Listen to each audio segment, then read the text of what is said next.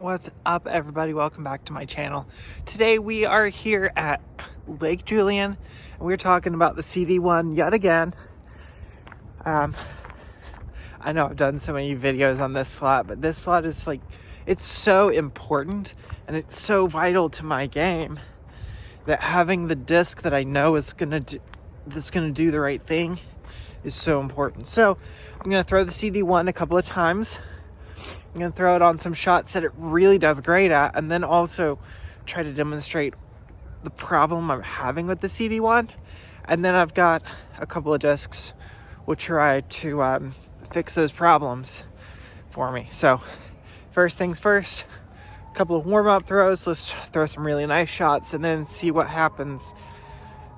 It is a little bit windy today, and I'm picking today to do this video on purpose, because that's one of the problems with the CD1 is when the wind picks up, it's just a little bit too uncontrollable. Not uncontrollable, a little bit too touchy.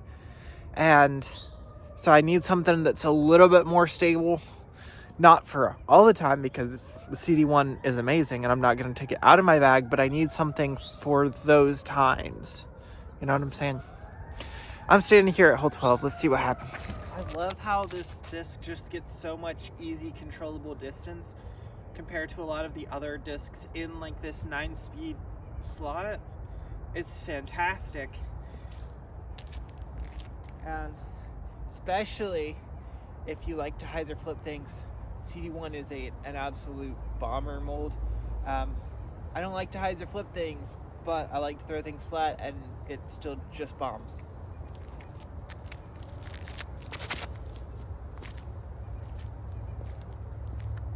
A lot of wind draft. Went out straight, held towards the street just a tiny bit, faded back. It held it a little bit more than I wanted to just because of the wind, but that's fine because we're in the wide open. Now, what happens when you step into a tunnel? Long pad for hole 8, similar wind, but now we have a tunnel, so we can't hit the trees. We gotta actually keep it straight. What's the CD1 do for here?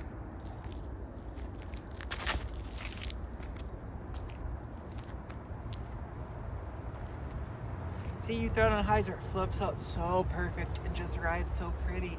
But if you're just a little bit off on your angle, the wind happens.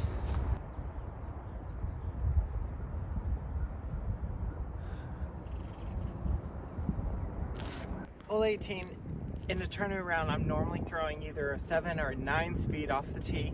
The wind's super swirly.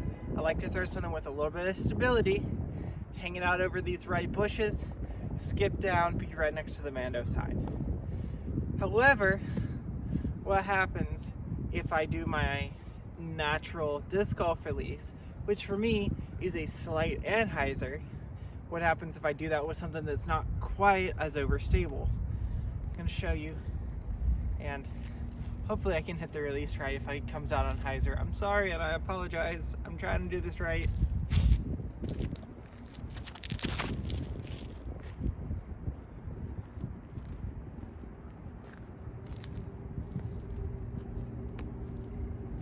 That's a great shot.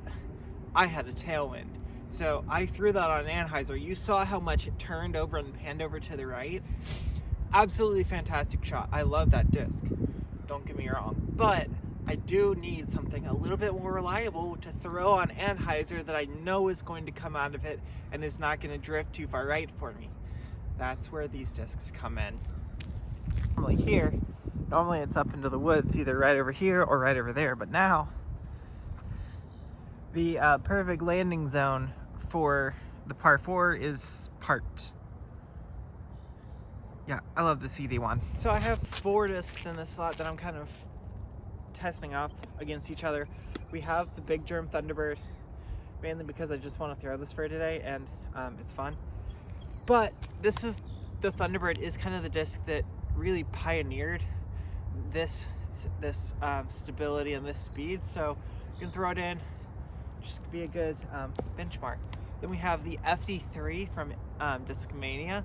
This one is an S-line plastic with the cool eagle stamp I have the PD, the Nordic Phenom 2. This is the Halo. It's super sick with the blue and white stamp. And then we have the Tesla, which I believe this is one of the few discs from MVP and Axiom where the flight numbers are not accurate to the disc, because it is not a -1-2. It is much more like a 0-2 or a 0-3. Anyways, we're gonna go through a series of tests today. We're gonna throw all of these on the same shots that I threw the CD1 on just a minute ago, and throw in a couple other shots too, just to kind of help pair them up against each other. And then we'll obviously finish off at 18, and we'll see if we can make a decision by the end of this round. I'm going to throw them kind of in the same order that I pulled them out on: Thunderbird, FD3, PD, Tesla.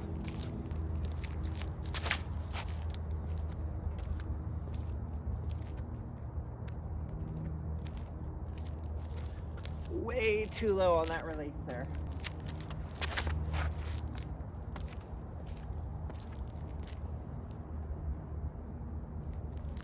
Might have got lucky.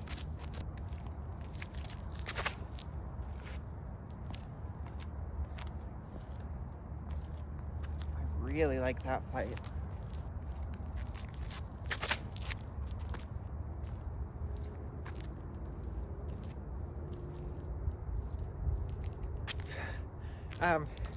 Next hole, we are not going to be going straight to 8. I'm going to go to the long for 9, because I want to see some flexes with them and see how much stability they have before I start to throw some tunnel shots. Funny that you have the 2 that I didn't quite throw right, and then you have the 2 that I actually hit on the right line, and all of them are pretty parked, or pretty close. The shot we're looking for here is to put on a pretty decent amount of anhyzer, and for it to still fight out, and for it to fade back before it goes across the street. Hopefully all of these discs will do that, or hopefully there's just one standout disc, and that would make my job a lot easier. But we're gonna throw them all and see what happens.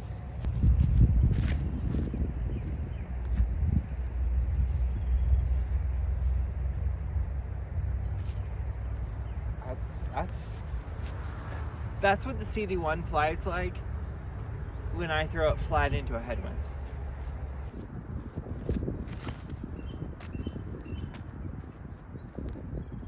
Okay, that fought out a good bit quicker. A lot more fight from the FD3.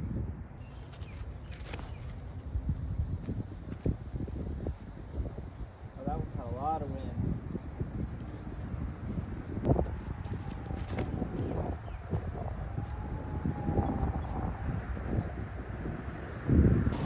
So I absolutely love the Tesla, and it's amazing, especially as a forehand disc, but on the backhand, I find that I have a little bit of trouble actually getting it to commit to those anhyzer lines.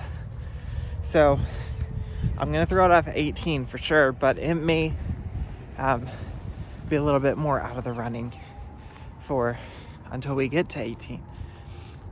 I'm not trying to have favoritism towards a single disc. I'm trying to find the disc that does what I need it to do, if that makes sense. I don't know if you'll be able to see this, but the Tesla is super flat, whereas discs that I typically tend to lean more towards for a backhand, and then somewhat on a forehand, but not all the time, is just a little bit domier. Like, it's not domey, it just, I think it's that the shoulder itself is higher, and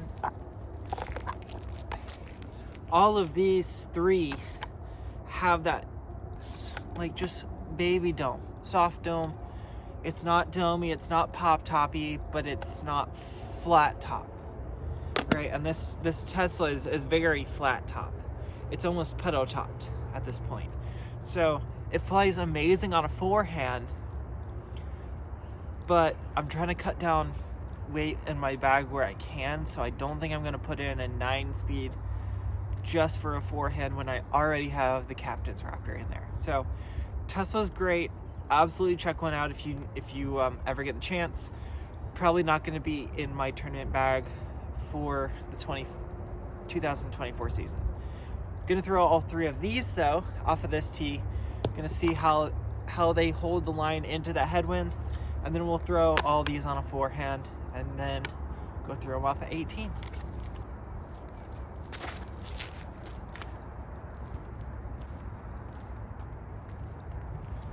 So if you ever see a disc from me that comes out and just at the last second tilts nose up, that's what's happening there. Is I'm not getting my middle finger far enough down onto the rim, and it's actually bringing it in and it's pushing it nose up. So if they come out nose up, it's usually because I'm not releasing off of the tip of this finger.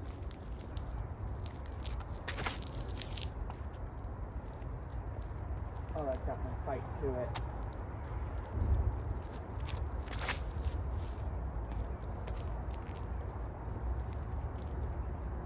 Okay. Right now I'm leaning towards either the PD or the FD3. I have a couple more holes to figure out, but I'm definitely leaning most towards the PD. I think it's giving me the stability that I'm looking for this slot. The FD3 is just a little bit too much. The Thunderbird is just a little bit too little. So I think that PD is about perfect. So let's throw it for a couple more holes, and I hope it keeps living up to my expectation that I'm now setting for it. Hole 15, the forehand hole on the course. Tesla's out of the running, so throwing it first, and then we'll go with the rest of these. Throwing it first for wind test purposes.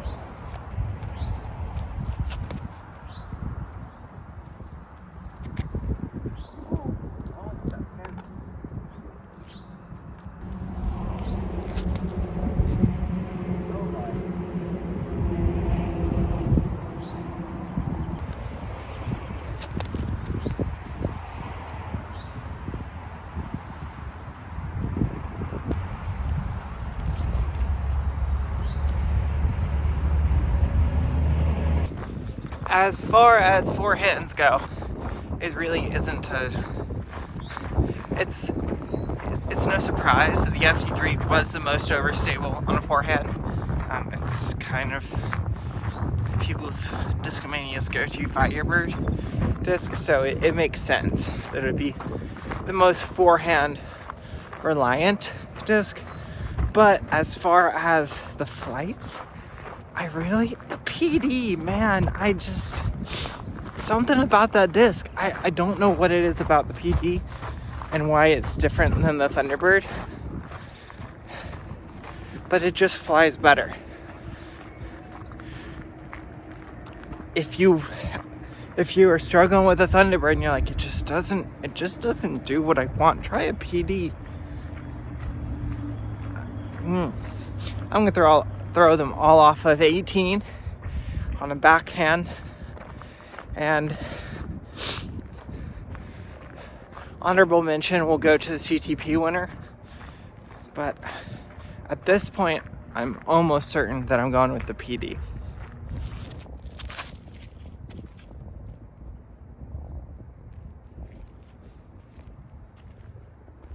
So Tesla is probably so good if you like to throw on hyzer. It's probably amazing if you like to throw them on the forehand, which I do.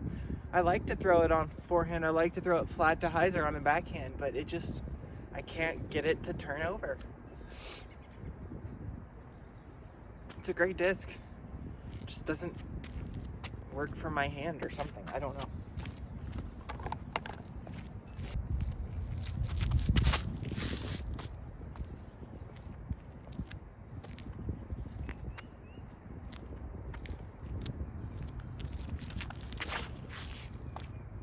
Ooh, got over on that one. Yeah. Great skip though.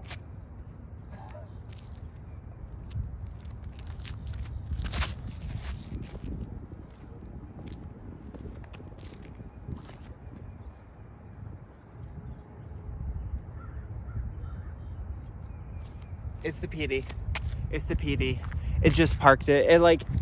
it's not an honorable mention if it's just going straight in my bag. The PD, the Nordic Phenom 2, it is underneath the basket, and I'm putting that thing directly in my bag as soon as I get back to my car. And I'm probably going to go buy a PD here in the next hour or two. So if you enjoy content like this, you want to see me testing out other discs, pairing them against each other, make sure to comment down below what you want to see next. And make sure to subscribe to be entered into all the giveaways and to see these videos as soon as they release. Until next time, guys, see you out on the course.